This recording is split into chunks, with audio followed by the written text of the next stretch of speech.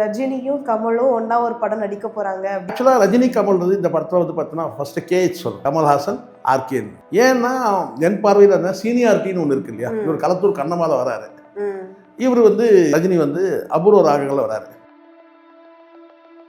இப்போ ரஜினியோட படங்கள் வந்து ஒரு 4 படம் வரும், அவருடைய படங்கள் வந்து பார்த்தீங்கன்னா ஒரு 4 படம் வரும். ரஜினி அப்போ வந்து தனி கதாநாயகனும் நடித்தார், கமலோடும் சேர்ந்து நடித்தார். ஸோ இப்படி இருக்கும்போது பார்த்தீங்கன்னா எது கடைசி படம்ன்றது வந்து அவங்க தான் டிக்ளேர் பண்ணணும். சினிமா வந்து கார்பரேட் ஆயிடுச்சு டோட்டலாக. இன்றைக்கி ரஜினி படத்தில் வந்து அமிதாப் வந்து கெஸ்ட் ரோல் நடிக்கிறாரு. கமல் ரசிகர்களும் சரி வந்து என்னடா இது, ஏன்னா கேஹெச் போட்டு ஆர்கேன்னு போடும்போது அது எதுனா சிக்கலாயிருக்கும் வந்து பார்த்தா தியேட்டரில் எந்த இதுவும் இல்லை. 2 பேருக்கும் கொண்டாடினாங்க. அந்த கிளிம்ஸ் காட்சிகளை சில பழைய காட்சிகள்லாம் படங்கள் வந்து சில காட்சிகள் போட்டாங்க. ஸோ எல்லாமே வந்து ரொம்ப நல்லா இருந்துச்சு, ரொம்ப என்ஜாய் பண்ணுற மாதிரி இருந்துச்சு தேட்டரில். அப்புறம் சாவி தூக்கி போடும்போது பார்த்தீங்கன்னா ரஜினி ஸ்டைலில் அதை பிடிச்சி அதை வந்து பார்த்தீங்கன்னா அவர் சுற்றுற மாதிரி, இவர் வந்து அந்த சாவியை தூக்கி போடுற மாதிரி சொல்லிட்டு அதுக்கப்புறம் 2 பேரும் காரில் உட்காந்த பிறகு வந்து பார்த்தீங்கன்னா யார் இதில் ஹீரோன்னு சொல்லும் போது பார்த்தீங்கன்னா வந்து கமல் கேட்க அதுக்கு பதில் சொல்ல முடியாமல் ஒருத்தவங்க கேட்குறாங்கல்ல, சொல்லுங்க ஜி. உலக நாயகன் கமல்ஹாசன் அவர்கள் வந்து சினிமாலேயே ஒன்று இருக்காங்க, இப்போ அரசியல்லையுமே களம் இறங்கியிருக்காங்க. இப்போ அதை எப்படி ரெண்டையுமே மேனேஜ் பண்றது எப்படி? என்னமா நீங்க ஏற்கனவே அரசியலே அவர் பார்ட் டைம் முதலமா செஞ்சிருந்தாரு, எங்கம்மா 3 நேரமா செஞ்சிருந்தாரு. அரசியலே அவர் பார்ட் டைம் முதல்ல செஞ்சிருந்தாரு, சினிமா தான் 3 நேரமா இருந்தாரு. சமீபத்துல இருந்தே ஒரு பேச்சு நல்லா பேசும் பொருளாவே வந்துட்டு இருந்தது, ரஜினியும் கமலும் ஒன்னா ஒரு படம் நடிக்க போறாங்க அப்படிங்கிறது. அது இப்போவோ அப்போவோ உலகநாயகன் சூப்பர் ஸ்டார் அப்படிங்கிற ஒரு காம்போ வரப்போகுது அப்படின்னு சொல்லியிருந்தாங்க. அது வந்து அவங்க 2 பேர் ரசிகர் பட்டாளத்துக்கு மத்தியிலேயே ஒரு பெரிய எதிர்பார்ப்பு இருந்தது. அந்த எதிர்பார்ப்பை நிறைவேற்றுற அளவுக்கு இப்போ நெல்சன் அவர்கள் இயக்கத்துல வந்து ஒரு படத்துக்கு வந்து ட்ரெய்லர் விட்டுருக்காங்க.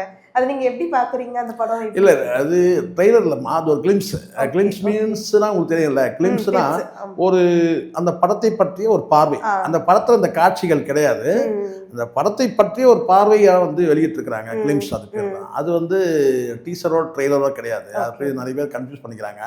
டீசர் ட்ரெய்லர் தெரியாம கூட ஹெட்டிங் வச்சிடறாங்க. இது ஒரு கிளிம்ஸ்னா ஒரு பார்வை இருக்குங்க. அதாவது என்னென்னா ஆரம்பத்தில் நீங்கள் பார்த்துருப்பீங்க, நீங்கள் எல்லாருமே பார்த்துருக்குறாங்க. என்னென்னா அதை புதுசாக நான் சொல்ல போகிறதில்ல. பட் இருந்தாலும் என்னன்னு நீண்ட காலம் வந்து இவங்களுடைய பயணம் இருக்குது. நீண்ட காலன்றதுக்கு ஒரு வரலாறு. 2 பேருமே ஒரு சகாப்தம். தமிழ் சினிமாவில் வந்து எம்ஜிஆர் சிவாஜி எப்படி சகாப்தமோ அது மாதிரி வந்து இவங்க 2 பேரும் ஒரு சகாப்தம். அடுத்த சகாப்தம் யார் வருவாங்கன்ற ஒரு பெரிய கேள்வி இருக்குன்னு வச்சுக்கோங்களேன். அப்படி தான் இருக்குது இன்னைக்கு தமிழ் சினிமாவில். நீங்கள் வந்து பார்த்தீங்கன்னா வந்து எம்ஜிஆர் சிவாஜி, அதுக்கும் முந்தைய காலத்தில் உங்களுக்கு இருந்தால் 2 பேர் இருக்கிறாங்க, தியாகராஜ பாகவதர், பி.யு. சின்னப்பா. அதுக்கப்புறம் எம்ஜிஆர் சிவாஜி, ரஜினி கமல். ஆக்சுவலாக ரஜினி கமல் இந்த படத்தில் வந்து பார்த்தீங்கன்னா ஃபர்ஸ்ட் கேஹெச் சொல்லும், கமல்ஹாசன் ஆர்கேன். ஏன்னா என் பார்வையில் என்ன சீனியாரிட்டின்னு ஒன்று இருக்கு இல்லையா. இவர் களத்தூர் கண்ணமால வராரு, இவர் வந்து ரஜினி வந்து அபூர்வ ராகங்களில் வராரு. களத்தூர் கண்ணமால ஒரு 5 வயசு பையனாக நடிப்பார் கமல், சரிங்களா. இதில் வந்து பார்த்தீங்கன்னா வந்து அபூர்வராகல யங்ஸ்டராகவே நடிப்பார். ஒரு கதாநாயகன் சொல்ல போனால் கதாநாயகன் படத்தில் ரஜினி வந்து கிட்டத்தட்ட ஒரு கெஸ்ட் ரோல் தான் அதில் அபூர்வராகல. அங்கே தொடங்கினது வந்து பார்த்தீங்கன்னா கடைசி படம்ன்றது வந்து எப்போ முடிச்சாங்க. சில பேர் வந்து நினைத்தால இனிக்கன்றாங்க, சில பேர் அலாவுதீனும் அற்புதம் இலக்கன்றாங்க, சில பேர் வந்து கண்ணா ஆடுபுடி ஆட்டம்ன்றாங்க.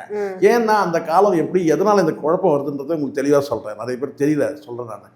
ஏன் இந்த கடைசி படம்ன்றது எது வருதுன்னு சொன்னால், அப்போல்லாம் வந்து ஒரே வருஷத்தில் வந்து பார்த்திங்கன்னா ஒரே மாதத்தில் கூட படங்கள் வந்து ரிலீஸ் ஆகிருக்கு. அப்போ அந்த காலத்தில் வந்து கேட்டால் Eastman colour black and white ஒரு காலம் இருந்துச்சு. இந்த பிளாக் அண்ட் ஒயிட் காலம் மாறி உடனே ஒரு படத்தை வந்து அப்படியே வந்து இல்லை ஒரு வருஷத்தில் அப்படியே வந்து கலர் படமாக மாறினது இல்லை. அப்போ வந்து செலவினங்களை பொறுத்து இருக்குது. பிளாக் அண்ட் ஒயிட்லேயும் ஃபில்ம்லேயும் எடுப்பாங்க, கலர் ஃபில்ம்லேயும் எடுப்பாங்க. அப்போ ஈஸ்ட்மன் கலர்னு சொல்லுவாங்க, ஈஸ்ட்மன் கலர்னு சொல்லுவாங்க. அப்போ கலர் படங்களும் வரும், பிளாக் அண்ட் ஒயிட் படமும் வரும். அப்போ ரஜினியோட படங்கள் வந்து ஒரு 4 படம் வரும், அவருடைய படங்கள் வந்து பார்த்தீங்கன்னா ஒரு 4 படம் வரும். ரஜினி அப்போ வந்து தனி கதாநாயகனும் நடித்தார், கமலோடும் சேர்ந்து நடித்தார். ஸோ இப்படி இருக்கும்போது பார்த்தீங்கன்னா எது கடைசி படம்ன்றது வந்து அவங்க தான் டிக்ளேர் பண்ணணும். அப்படி தான் இருக்குது. ஆனால் ஒரு கட்டத்துக்கு மேலே வந்து பிரிஞ்சுட்டாங்க. தாய் இல்லாமல் நாணை இல்லைன்னு ஒரு படம் வந்துச்சு.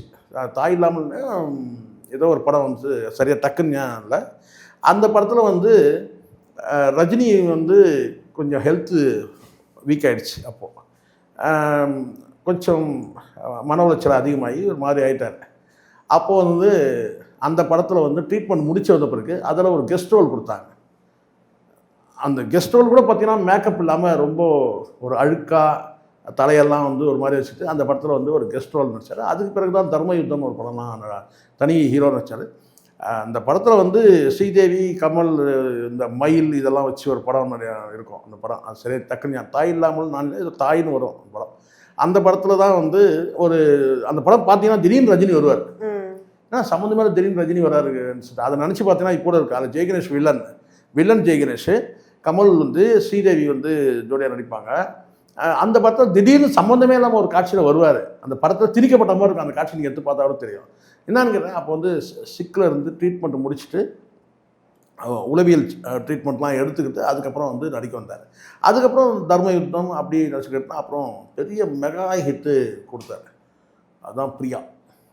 அந்த பிரியான்ற படம் வந்து பார்த்திங்கன்னா வந்து வெஸ்டர்ன் மியூசிக் முதல் தடவை இளையராஜா பண்ணுறாரு. ரஜினி வந்து பார்த்திங்கன்னா ஹீரோ கிடையாது, அதில் கெஸ்ட் ரோல் மாதிரி தான். ஆனால் படம் முழுக்க வருவார். ஹீரோ வந்து தெலுங்கு நடிகர் நினைக்கிறேன், அதில் நடித்தேன். ஸோ அதுதான் வந்து மிகப்பெரிய ஹிட் ஆச்சு. அதுக்கப்புறம் ரஜினிக்கு படங்கள் நிறைய அடுத்தடுத்து ஒரே வருஷத்தில் வந்து இந்த பிளாக் அண்ட் ஒயிட் காலத்துக்கு பிறகு கலர் படங்கள் சொல்கிறேன் நான். அதுக்கப்புறம் முற்றிலுமாக 2 பேருமே பிரிஞ்சிட்டாங்க, தனித்தனி ரசிகர்கள் ஆகிட்டாங்க. அந்த மாதிரி ஆயிடுச்சு. ஸோ இதுதான் ரஜினியும் கமலும் சேர்ந்து நடித்த அந்த வரலாறு, அந்த சரித்திரம். அதுக்கு பிறகு எப்பயாவது இணை வாங்கலாம்னு கேட்டுகிட்டே இருக்கிற ஒரு காலகட்டம் தனித்தனியாகவே வந்து பார்த்தா இவர் படம் வந்தால் அவர் படம் ஹிட் ஆகும், அவர் படம் ஹிட் ஆகும்போது பார்த்தா இவருக்கு கொஞ்சம் டல் ஆகும். பெரும்பாலும் ரஜினி வந்து நிறைய ஹிட் படம் கொடுத்துட்டே வருவார். தனித்தனி ரூட் ஆயிடுச்சு. அதுக்கப்புறம் இவர் கொஞ்சம் ரஜினியோட ப்ரொடக்ஷனில் கூட கொஞ்சம் போனார். டிஸ்ட்ரிபியூஷன்லாம் வாங்கி பர்சன்டேஜில் வாங்கி ஏரியா டிஸ்ட்ரிபியூட்டராக கூட ரஜினி வந்து செயல்படுறார். படம் வந்து பார்த்திங்கன்னா படம் சொந்த தயாரிப்பு இருக்குது, இல்லைன்னு சொல்ல மாட்டேன். அதனால தான் இந்த தயாரிப்பாளர் சங்கத்தில் கூட ஓட்டு போட வந்தார். பட்டு முழு நேரமாக அதை பண்ணவே இல்லை, கமல் மாதிரி பண்ணலை. அந்த தயாரிப்புன்றதை வந்து பார்த்தீங்கன்னா 1-2 படம் ரொம்ப எச்சரிக்கையாக இருப்பார் ரஜினி பொறுத்த வரைக்கும். ஒரு கமர்ஷியல், அது காரணம் கூட இருக்க ஒய்ஃப் லதா தான். பட் டைரக்ஷன்றதுக்கு வந்து ரஜினி போகவே இல்லை. பட் கமல் வந்து பார்த்தீங்கன்னா டைரக்ஷன் வந்துட்டார். ஸோ டைரக்ஷன்லாம் நிறைய, அதாவது சகலகலா வல்லவன் இல்லையா ரஜினி, கமல் பொறுத்த வரைக்கும். அதில் வரும்போது பார்த்தீங்கன்னா அவருடைய கவனங்கள் எல்லாமே வந்து டைரக்ஷன் ப்ரொடக்ஷன் வரும்போது கேட்டால் இவங்களுக்கு பெரிய கேப் இருந்துச்சு. 2 பேரும் இணைஞ்சு நடிக்கிறதுக்கான சோர்ஸ் இல்லைப்பா, அப்படியே நடித்தாலும் வந்து பிரச்சனையாயிரும்ப்பா, தேட்டர்லாம் இதுவாயிடும் அப்படின்றாச்சு. இன்றைக்கி வந்து சினிமா வந்து கார்பரேட் ஆகிடுச்சு டோட்டலாக. இன்றைக்கி ரஜினி படத்தில் வந்து அமிதாப் வந்து கெஸ்ட் ரோல் நடிக்கிறாரு இல்லையா. ஒரு பீரியடில் பல படங்கள் நடிச்சிருக்கிறாரு. கிராப்தார்னு ஒரு படத்தில் வந்து இவர் ரஜினி வந்து கெஸ்ட் ரோல் நடிச்சிருப்பார். அந்த அமிதாப் வந்து இங்கே வந்து ரஜினியோட வந்து வேட்டையன் படத்தில் வந்து கெஸ்ட் ரோல் நடிக்கிறாரு. ஸோ சினிமா வந்து கார்பரேட் ஆயிடுச்சு, ஃபுல்லாகவே வந்து விரிவடைஞ்சிச்சு, உலக சினிமாவாக மாறிடுச்சு. தமிழ் சினிமான்றது இந்திய சினிமா வந்து உலக சினிமாவை மாறினதுனால இப்போ இணையறதுன்றது வந்து பெரிய சிக்கல் இருக்காது. ரசிகர்களும் வந்து பார்த்தீங்கன்னா நான் நேரடியாக தேட்டரில் அந்த எஃபெக்ட் தெரிஞ்சுக்கணுன்றதுக்காக போனேன்.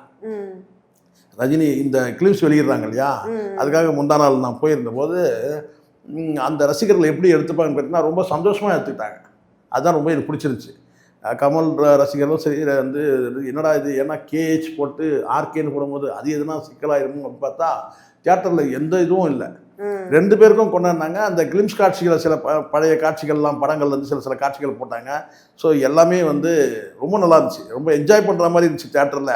ஏன்னா நமக்கு பழைய நினைவுகள்லாம் வருது இல்லை, நம்ம பிளாக் அண்ட் ஒயிட் காலத்துலேருந்து பயணிக்கிறோம். இப்போ வந்து இருக்கவங்க 2K கிட்ஸுக்கு வந்து பார்த்தீங்கன்னா வந்து இப்போ தான் பார்க்குறாங்க. நாங்கள் வந்து பிளாக் அண்ட் ஒயிட் காலத்துலேருந்து நான் பார்த்துட்டோம். ரொம்ப நல்லா இருந்துச்சு. அதில் இந்த காட்சிகளில் வந்து பார்த்தீங்கன்னா 2 பேரும் சேர்ந்து பண்ணக்கூடிய அந்த இது வந்து இவர் நெல்சனும் இவர் அனிருத்தும் சேர்ந்து 2 பேரும் பேசுகிறாங்க இல்லையா, அந்த பேசுகிறதுலாம் ரொம்ப நல்லா இருந்துச்சு.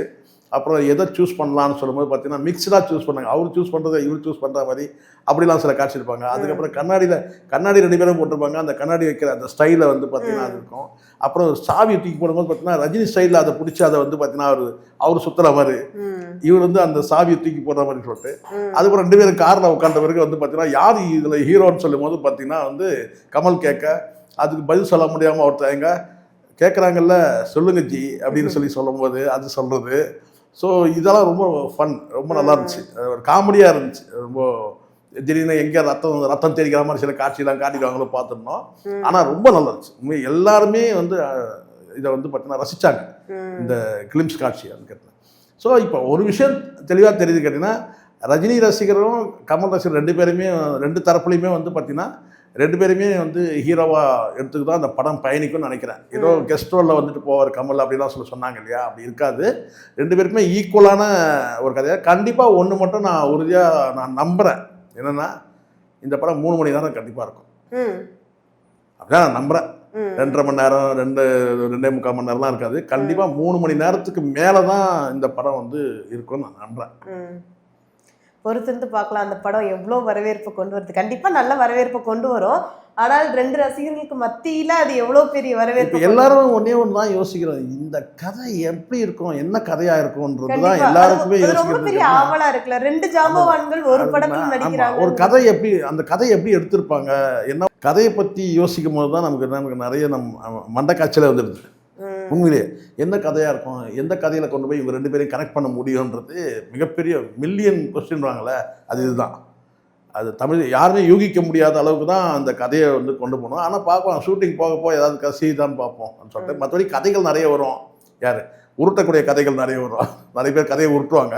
ஆனால் உண்மையான கதை என்னன்றது வந்து பார்த்தீங்கன்னா வந்து ரொம்ப தெரிஞ்சுக்கிறதுக்கு ஆவலாக இருக்கிறாங்க. நமக்கு உருட்டுற பழக்கம் கிடையாது, இருக்கிற உண்மையை பேசி தான் பழக்கம். பார்க்கலாம் எப்படி இருக்கு. உலக நாயகன் கமல்ஹாசன் அவர்கள் வந்து சினிமாலேயே ஒன்று இருக்காங்க, இப்போ அரசியல்லையுமே களம் இறங்கியிருக்காங்க. இப்போ அதை எப்படி 2யுமே மேனேஜ் பண்றது எப்படி?